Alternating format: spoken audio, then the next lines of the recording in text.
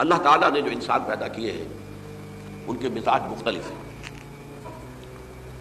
ان میں کچھ لوگ ہوتے ہیں جو قوی ہوتے ہیں ارادے کے، جو فیصلہ کر لیا ڈٹ گئے.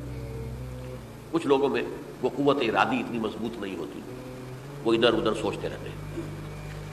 کچھ لوگ جسمانی طور پر بہت توانا ہوتے ہیں، کچھ لوگ جسمانی طور پر پیدائشی طور پر کمزور ہوتے ہیں. تو اگر کوئی قوت ارادی کمزور رکھنے والا شخص ہے، وہ بھی تو اللہ کی تخلیق ہے، اللہ کا بندہ ہے، خطاؤں کا ظہور ہو جاتا ہے، توبہ کرتا ہے، پھر کچھ عرصے کے بعد پھر خطا کا ظہور ہو جاتا ہے، پھر توبہ کرتا ہے. تو ہم تو یہ سمجھیں گے کہ ایک حد کے بعد پھر اس کی توبہ قبول نہیں ہونی چاہیے. لیکن حدیث سنیے.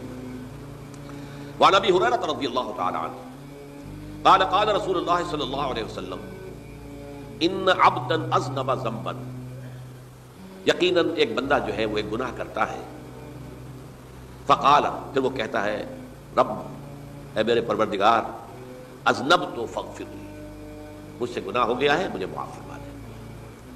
فقال ربہ، تو پروردگار یہ کہتا ہے اعلم عبدی ان لہ ربا یغفر الذنب ویأخذ بہ، میرا یہ بندہ یہ جانتا ہے کہ اس کا ایک رب ہے جو گناہ معاف بھی کر سکتا ہے اور سزا دے بھی سکتا ہے. کیا معنی ہوئی؟ گناہ اس نے کیا ہے لیکن جانتا ہے اللہ کو کہ وہ معاف بھی فرما سکتا ہے، تبھی تو وہ اللہ سے معافی کی درخواست کر رہا ہے. اس کے اس جاننے کی بنیاد پر، اس کے اس علم کی بنیاد پر، اس کے اس ایمان کی بنیاد پر فرمایا غفرت لعبدی، میں نے اپنے بندے کو معاف کر دیا. ثم مکث ما شاء اللہ، پھر وقت گزرا جتنا کہ اللہ نے چاہا. ثم اذنب ذنبا، پھر اس سے گناہ ہو گیا. فقال رب اذنبت ذنبا فاغفر، پھر کہتا ہے پروردگار مجھ سے گناہ ہو گیا، پھر مجھے معاف فرما دے. فقال ربہ، اللہ فرماتا ہے عالم عبدی ان لہ ربا یغفر الذنب ویأخذ بہ، میرا بندہ ہے نا جو جانتا ہے کہ اس کا ایک رب ہے، ایمان باللہ اس کے اندر ہے، تبھی تو پکار رہا ہے. اور یہ بھی جانتا ہے کہ وہ گناہ معاف بھی کر سکتا ہے اور چاہے تو پکڑ بھی سکتا ہے، سزا بھی دے سکتا ہے. تو فرمایا، اللہ تعالیٰ فرماتے ہیں میں نے فرمایا کہ میں نے معاف کر دیا. ثم مکث ما شاء اللہ، پھر ایک عرصہ گزرا اس کے بعد.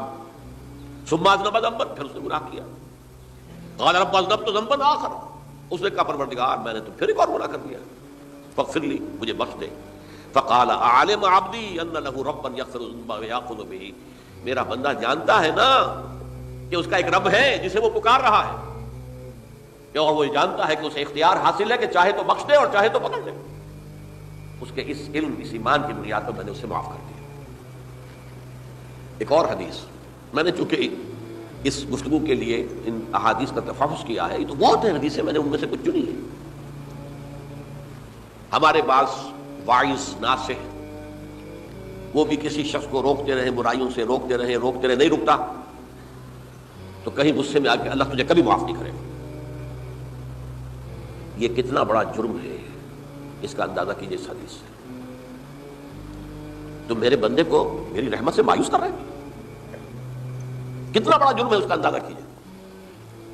یہ مسلم شریف کی روایت ہے عن جندب، حضرت جندب رضی اللہ تعالی عنہ سے، ان رسول اللہ صلی اللہ علیہ وسلم حدث، کہ اللہ کے رسول صلی اللہ علیہ وسلم نے ایک واقعہ بیان کیا. ان رجلا قال، کہ ایک شخص نے یہ کہا واللہ لا یغفر اللہ لفلان، کہ خدا کی قسم اللہ تعالیٰ فلاں شخص کو کبھی معاف نہیں کرے گا. وان اللہ تعالیٰ قال، اس پر اللہ تعالیٰ نے یہ فرمایا من ذا الذی یتعالی علیہ، یہ کون ہے جو میرے اوپر حکومت کرنے والا آ گیا، جو میری طرف سے حکم لگا رہا کہ میں کبھی معاف نہیں کروں گا. من ذا الذی، کون ہے وہ شخص، الذی یتعالی علیہ انی لا اغفر لفلان، کہ میں فلاں شخص کو کبھی معاف نہیں کروں گا. قد غفرت لفلان، اس کو تو میں نے معاف کر دیا. واحبطت عملہ، اس شخص کے تمام اعمال میں نے ضائع کر دیے کہ تم نے میرے بندے کو مایوس کیا. یہ ہے جرم کی انکار. تو توبہ کی دعوت دیتے رہو، توبہ کے لیے لوگوں کو آمادہ کرتے رہو، توبہ جو ہے اس کے لیے ترغیب دیتے رہو، اللہ تعالیٰ معاف فرمانے والا. اب آخری حدیث سنا رہا ہوں، یہ تو بہت ہی عجیب حدیث ہے اور متفق علیہ، یہ بخاری اور مسلم دونوں میں. حضرت ابو سعید الخدری رضی اللہ تعالی عنہ جو ہے وہ اس کے راوی ہیں. حضور نے فرمایا کانا فی من کانا قبلکم رجل قتل 99 نفسا، تم سے پہلے جو امت تھی بنی اسرائیل، گویا کہ ان کا ذکر ہے، اس میں ایک آدمی ایسا تھا جس نے 99 قتل کیے تھے۔ اب آپ اندازہ کیجئے کتنا بڑا گناہ کبیرہ ہے قتل۔ قرآن مجید میں آتا ہے فَكَأَنَّمَا قَتَلَ النَّاسَ جَمِيعًا، اگر ایک انسان کو بھی ناحق قتل کر دیا گیا تو یہ ایسی ہے گویا کہ اس نے پوری نوع انسانی کو قتل کر دیا، اس نے 99 قتل کیے۔ فَهَلْ لَهُ مِن تَوْبَةٍ، پھر اس کے بعد یہ ہوا کہ اس کے اندر توبہ کا جذبہ پیدا ہوا۔ فَسَأَلَ عَنْ أَعْلَمِ أَهْلِ الْأَرْضِ، تو اس نے پھر سوال کیا، لوگوں سے پوچھا کہ زمین میں رہنے والوں میں کون سب سے بڑا عالم ہے۔ فَدُلَّ عَلَىٰ رَاهِبٍ، تو اسے بتایا گیا فلاں راہب فلاں جگہ پر ہے، وہ بہت نیک ہے، بڑا عالم ہے۔ فَأَتَاهُ، وہ اس کے پاس آیا، فَقَالَ أَنَّهُ قَتَلَ 99 نَفْسًا فَهَلْ لَهُ مِن تَوْبَةٍ، انہوں نے کہا دیکھیے راہب صاحب میں نے 99 انسان قتل کیے، اب مجھے یہ بتائیے کہ میرے لیے توبہ کا کوئی امکان ہے؟ فقال اللہ، اس نے کہا نہیں۔ فقتلہ، اس نے اس کو بھی قتل کر دیا۔ فکمل بہ 100، اپنی سینچری مکمل کر لی، مطلب 99 کے بعد ایک کی کسر تھی، اس کو بھی قتل کیا، 100 پورے کر لیا۔ ثم سأل عن عالم اہل الارض، پھر اس نے پوچھا کوئی اور کوئی بڑے عالم انسان ہو۔ فدل علی رجل عالم، پھر اس کی رہنمائی کی گئی ایک بڑے عالم شخص کی طرف۔ فقال انہ قتل 100 نفس، تو اس نے وہاں جا کر کہا کہ میں 100 انسان ہلاک کر چکا ہوں، قتل کر چکا ہوں۔ فہل لہ من توبہ، میرے لیے توبہ کا کوئی امکان ہے؟ فقال نعم، اس نے کہا کیوں نہیں، 100 قتل کیے تب بھی کیا ہے، توبہ کا راستہ دروازہ کھلا ہوا ہے، ما لم یغرغر، جب تک کہ وہ گھنگرو نہیں بج رہا اس وقت تک تمہارے توبہ کا دروازہ کھلا ہوا ہے۔ پہلے افراد توبہ کریں اور صحیح توبہ کریں۔ صحیح توبہ کیا ہے؟ ہماری زندگیوں میں کوئی حرام شے ہے فوراً نکال باہر، ہماری معاشرت میں اور اس معاشرے میں رہتے ہوئے جو قانون ہے جس کے ہم پابند ہیں، ہم کسی زانی کو رجم نہیں کر سکتے، ناممکن ہے، یہ تو قانون ہی بنے گا تب ہوگا۔ ہم کسی چور کا ہاتھ نہیں کاٹ سکتے، تو قانون بنے گا تو ہوگا۔ تو ہم جن چیزوں پر عمل نہیں کر سکتے قانوناً، ان کے علاوہ باقی پوری شریعت جس پر عمل کیا جا سکتا اس پر عمل پیرا ہوتا ہے۔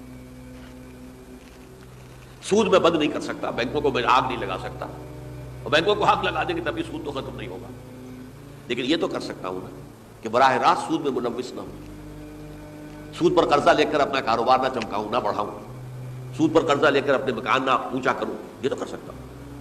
تو کم سے کم جو ڈائریکٹ کسی نے قانون نہیں بنایا کہ لازم ہے آپ پر کہ آپ سودی قرضہ لیں اور اپنی بلڈنگ عالی شان بنا لیں، کسی نے نہیں کی۔ یہ اگر کر رہے ہیں تو آپ مجرم ہیں۔ آپ کے معاشرے میں کوئی قانون نہیں بنا کہ پردہ ختم، برقع حرام، مصر یہ ترکی میں تو کر دیا گیا تھا برقع حرام، وہاں تو سر کو اوپر جو ہے ڈھانپنا جو ہے، سکارف لینا بھی ممنوع ہے، یہاں تو نہیں ہے۔ پھر یہاں جنہوں نے چھوڑا ہے مجرم خود ہے، یہاں تو اللہ کا شکر ہے کوئی ایسا مصطفیٰ کمال پیدا آج تک نہیں ہوا ہے کہ جس نے ان چیزوں کا حکم دیا۔ ہاں ترغیب ہے، ذرائع ابلاغ کے ذریعے سے، فحاشی ہے، عریانی ہے، لیکن چوز آپ خود کرتے ہیں، فیصلے کا اختیار آپ کا اپنا ہے۔ تو جن چیزوں کے اندر بھی گناہ سے بچنے کا امکان ہے اس کو عملاً ترک کیا جائے، اور نمبر 2 عزم مصمم کر لیا جائے کہ اللہ اب بقیہ زندگی جتنی بھی ہے اس میں اپنی توانائیاں، اپنی قوتیں، اپنی صلاحیتیں صرف کروں گا تیرے دین کی تبلیغ اور تیرے دین کے قائم کرنے کی جدوجہد۔ عزم مصمم، یہ سلطنت خدا داد پاکستان، اور اے اللہ ہے خاصہ خاصان رسول، وقت دعا ہے، امت میں تیری آ کیا جب وقت پڑا ہے۔ میں اپنے احساسات جو ہیں آپ کے سامنے الفاظ میں بیان نہیں کر سکتا۔ یہ جب یروشلم کی تباہی ہوئی تھی جس کا میں نے ذکر کیا ہے، 6 لاکھ انسان قتل ہوئے تھے، اور 6 لاکھ کو نبوکدنضر جو تھا وہ ہانک کر بھیڑوں بکریوں کی طرح بیبیلونیا لے گیا تھا۔ اس سے پہلے کتنے ہی نبی اہل کتاب کے وہ کہتے رہے تھے کہ ہوش کرو، توبہ کر لو، بلکہ ایک جگہ کے الفاظ یہ ہیں درخت کی جڑ پر کلہاڑا رکھا جا چکا ہے، اب بھی ہوش میں آ جاؤ، ہوش میں نہیں آئے۔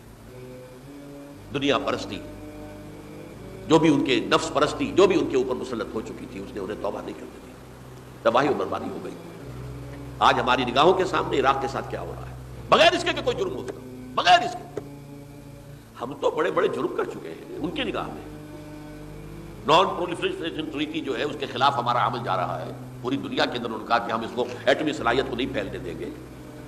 وہ ایک خاص وقت میں افغانستان میں انہیں ہماری ضرورت تھی اپنے اصل دشمن USSR اپنے مقابل کی طاقت کو ختم کرنے کے لیے، اس وقت انہوں نے اپنا منہ جو ہے پھیر لیا تھا، نہیں دیکھا تھا، اور ہمارے ہاں اللہ کی یہ رحمت آ گئی کہ ایٹمک صلاحیت بھی حاصل ہوئی، اور پوری دنیا میں شاہ عبداللہ نے کہا تھا، پرنس عبداللہ نے، کہ یہ آپ کا نہیں ہے، یہ جو نواز شریف صاحب سے جب اس کا ہم نے دھماکہ کیا ہے، یہ بم آپ کا نہیں ہے، یہ پوری امت مسلمہ کا بم ہے۔ کیسے یہ برداشت کر سکتے ہیں یہودی اور یہودیوں کے اعلی کار عیسائی، خاص طور پر Protestants, west white Anglo Saxon Protestants? تو سمجھ لیجئے کہ پاکستان کی جڑوں پر بھی تیشہ رکھا جا چکا ہے۔ یہ میرے احساسات کی اس سے کم میں تعبیر ہو نہیں سکتی، لیکن اب بھی امکان ہے، اب بھی امکان ہے، اب بھی امکان ہے۔ توبہ کرو، توبہ کراؤ، مل جل کر طاقت بنو، کوشش کرو کہ یہاں اسلام کا نظام آ جائے، اور اس اسنا میں بھی دعا کرو اللہ تعالیٰ سے کہ اللہ ہمیں مہلت عطا فرما دے، ہمیں کچھ اور مہلت عطا فرما دے، اے اللہ ہمیں کچھ اور مہلت عطا فرما دے۔ بارک اللہ لی ولکم فی القرآن العظیم ونفعنی وإیاکم بالآیات والذکر